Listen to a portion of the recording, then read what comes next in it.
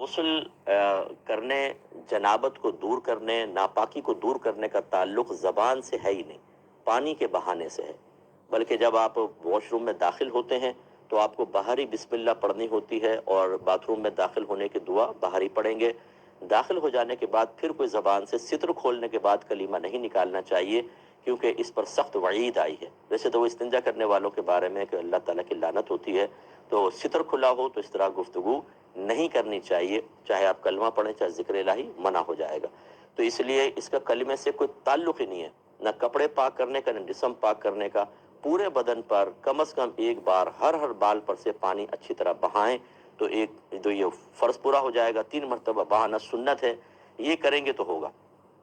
اگر کلمے سے پاکی کا تعلق ہوتا تو نہانے کی ضرورت بھی کیا ہے، کلمہ پڑھیں پھونک مار لے پاک ہو گئے۔ تو اس سے کوئی پاکی ناپاکی کا تعلق نہیں۔ وہ فرمایا کہ غسل کا طریقہ مجھ سے آپ کیا ہے وہ بتا دیں، اور کیا عورت بغیر بال کھولے نچلے دھڑ سے ہی غسل کر سکتی ہے یا نہیں؟ دیکھیں، غسل کا آسان سا طریقہ یہ ہے کہ واش روم جانے سے پہلے آپ بسم اللہ الرحمن الرحیم پڑھیں اور دل میں پاک ہونے کی نیت حاضر کر لیں۔ زبان سے کہنا ضروری نہیں ہوتا، اور پاک ہونے کے لیے کلمہ پڑھنا کوئی ضروری نہیں ہے، اصل تو ہے غسل کے فرائض پورے کرنا۔ پھر آپ الٹا قدم رکھ کر باتھ روم میں داخل ہوں، اب اندر کوئی کلام نہیں کریں گے۔ اس کے بعد جب لباس وغیرہ اتار لیں، اس کے بعد سب سے پہلے دونوں ہاتھ پہنچوں تک دھوئیں، نمبر 1۔ نمبر 2، پھر اگر جسم پہ کوئی گندگی وغیرہ لگی ہو تو اس کو صاف کیجئے۔ پھر تیسرا، نماز کی طرح کا وضو کریں۔ اس کے بعد چوتھا، پورے جسم پر تیل کی طرح پانی کو مل لیں، خصوصاً جب سردیوں میں آپ نہا رہے ہوں، اور خصوصاً جب شاور وغیرہ سے نہ نہا رہے ہوں، بالٹی وغیرہ سے، تو زیادہ ضروری ہے کہ ایسا کر لیں۔ اور یہ غسل جنابت کی میں آپ کو خاص بات یہ عرض کر رہا ہوں، احتیاط، ورنہ عام غسل میں تو نہ بھی کریں چلے، مسئلہ نہیں ہے، تیل کی طرح پانی کو مل لیں۔ اس کے بعد پھر اپنے سیدھے کندھے پر، نیچے دھڑ پر 3 مرتبہ پانی ڈالیں، پھر الٹے کندھے پر، پھر سر پر 3 مرتبہ پانی ڈال کر پورے بدن کو دھو لیں، اور آخر میں دھوتے ہوئے ملتے بھی جائیں، یہ بھی سنت کریمہ ہے، اور آخر میں پھر کسی تولیہ وغیرہ سے جسم کو صاف کر لینا بھی مستحب ہے۔ سرکار سے دونوں چیزیں ثابت ہیں، کبھی آپ نے تولیہ کو منع کر دیا اور ایسے ہی گیلے بدن پر کپڑے پہن کے تشریف لے گئے، لیکن وہاں عرب کی گرمی تھی تو یقینی سی بات ہے وہ 2 منٹ میں وہ پانی اڑ گیا۔ تو ٹھنڈے علاقوں میں اور عام علاقوں کے اندر ایسا نہ کیا جائے، بلکہ نبی کریم سے جسم مبارکہ صاف کرنا بھی ثابت ہے، تو اس سنت پر پھر عمل کریں۔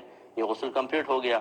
اگر غسل جنابت ہے تو اس میں خاص طور پر مطلب کلی کا اہتمام، ناک میں پانی چڑھانا، جو اگرچہ وضو میں دونوں فرض پورے ہو جائیں گے، اور پورے بدن پہ اچھی طرح پانی کا بہانا، خاص طور پہ بہنیں، بال گھنے ہوتے ہیں، بالوں کی ایک ایک جڑ میں پہنچنا چاہیے، کانوں کے اندر، یعنی سوراخ میں نہیں لیکن کان کے سوراخ کے باہر جتنا ظاہری حصہ ہے اس کو اچھی طرح دھونا۔ پھر اور جسم کے اندر ایسے مقامات کہ آپ کو اگر یہ گمان ہو کہ جب تک اچھی طرح اس میں پانی نہیں ڈالا جائے گا پانی پہنچے گا نہیں، یا صرف مسح ہو جائے گا، تو اب وہ آپ خود اندازہ کر لیں، ان تمام مقامات پر اچھی طریقے سے پانی پہنچانا ہوگا۔ اب جو آپ نے بال کھولنے کا کہا، دیکھیں نبی کریم صلی اللہ علیہ وسلم نے ایک خاتون کو جس کی بالوں میں مینڈیاں بنی ہوئی تھیں، یعنی 3 3 4 4 بنا کے بہت ساری مینڈیاں، ان کو کھولنا بڑا آزمائش تھا، تو سرکار نے ان کو اجازت دی کہ آپ اسی پر پانی بہا لیں، بس سر کے یعنی بالوں کی جڑ تک پانی پہنچ جائے اور سر تک، باقی بالوں پر پانی بہا لیں، کھولیں نہیں۔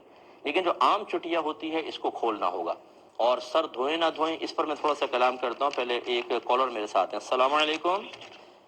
تو آپ کی خدمت میں گزارش کر رہے تھے کہ یاد رکھیں خواتین کو سر دھونا فرض ہے۔ یہ غلط کسی نے مسئلہ نکال دیا ہے کہ جی بہنیں سر چھوڑ دیں، نیچے دھڑ سے نہا لیں، غسل ہو جائے گا۔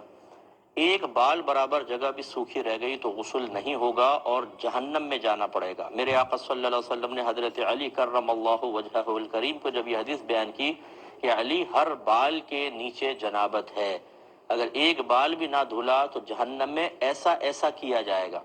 تو حضرت علی رضی اللہ تعالیٰ عنہ کہتے ہیں اس کے بعد میں نے اپنے سر سے دشمنی کر لی، یعنی آپ پھر سر منڈایا کرتے تھے کہ اس خوف کی وجہ سے کہ کوئی ایک بال سوکھا نہ رہ جائے۔ ہاں، اگر کوئی بہن ایسے علاقے میں ہیں جہاں پر بہت ہی سخت سردی ہے، گرم پانی یوز کریں، اس کے بعد بھی فوراً ایک دم بال ٹھنڈے ہو جاتے ہیں اور شدید قسم کا نزلہ، سر کی جکڑن ہو سکتی ہے، چاہے سر کتنے ڈھک لیں تب بھی ان کے ساتھ ایسا معاملہ ہوتا ہے، وہ ہیٹر چلنے کے باوجود بھی اس کا شکار ہو جاتی ہیں۔ اگر اس قسم کی پرابلم ہے تو یہ ایک مجبوری کی صورت ہے، پھر نیچے سے نہا لیں اور اوپر سر کا اور بالوں وغیرہ کا مسح کر لیں جب تک یہ کیفیات رہیں۔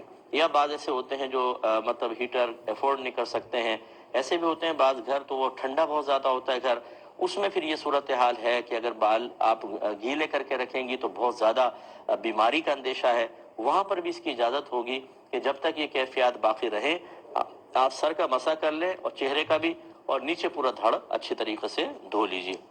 موبائل کا استعمال کرنا کیسا ہے، خصوصاً ویسٹرن ٹوائلٹ پر بیٹھے ہوئے؟ دیکھیں، ہمارے نبی کریم صلی اللہ علیہ وسلم نے ستر کھولنے کی حالت میں کلام کرنے سے منع کیا اور فرمایا اس پہ اللہ کی لعنت، یعنی لعنت کی وعید ہے، بلکہ فرمایا اللہ اس پہ غضبناک ہوتا ہے کہ جو ستر کھول کے گفتگو کرتا ہے۔ تو یہ حدیث کا چونکہ مفہوم موجود ہے، لہٰذا جب واش روم میں جائیں باہر سے ہی بسم اللہ الرحمن الرحیم پڑھ کے جائیں، اللہم انی اعوذ بک من الخبث والخبائث دعا پڑھ کر اندر داخل ہوں۔